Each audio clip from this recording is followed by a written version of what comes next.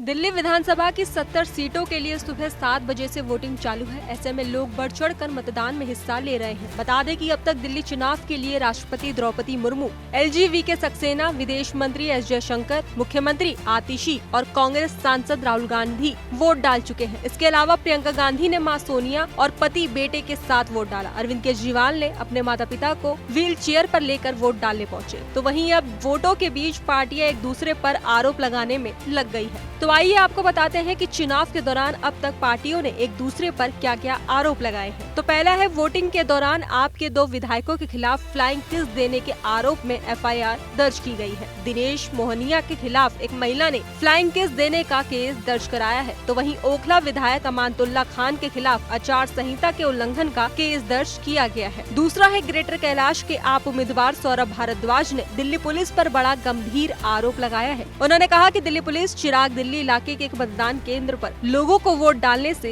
रोकने की कोशिश कर रही है। उन्होंने आगे कहा कि सुबह से ही चुनाव प्रभावित करने के लिए यहाँ खड़े हैं। यहाँ बैरिकेड क्यों लगाए गए हैं? दिल्ली पुलिस के किस अधिकारी ने उन्हें बैरिकेड लगाने के लिए कहा है? ये सब गरीबों को परेशान करने के लिए किया जा रहा है। तो वहीं तीसरा है, पूर्व CJI DY चंद्रचूड़ का EVM को लेकर बयान। दरअसल पूर्व CJI DY चंद्रचूड़ ने वोट डालने के बाद कहा कि मुझे लगता है कि हमारा लोकतंत्र मजबूत है और लोग अपनी जिम्मेदारियों से अवगत है। वे जानते हैं कि उन्हें किस तरह से अपना वोट डालना है। सुप्रीम कोर्ट की तरफ से बार बार EVM की वैधता को बरकरार रखा गया है। मुझे लगता है कि हमें इसे स्वीकार करना चाहिए। ये सुप्रीम कोर्ट का फैसला है। इसके आगे बीजेपी ने भी आरोप लगाया है कि सीलमपुर विधानसभा क्षेत्र में बुर्के में महिलाओं से फर्जी मतदान करवाया जा रहा है। इसके बाद यहाँ पुलिस जाँच कर रही है। पांचवा है, आप सांसद संजय सिंह ने कहा कि नॉर्थ एवेन्यू एंड ब्लॉक में 2-3 हजार रुपए बांटे गए और लोगों की उंगलियों पर स्याही लगाई गई। जब मैं वहां पहुंचा तो वे हरियाणा की रजिस्ट्रेशन प्लेट वाली गाड़ी में भाग गए।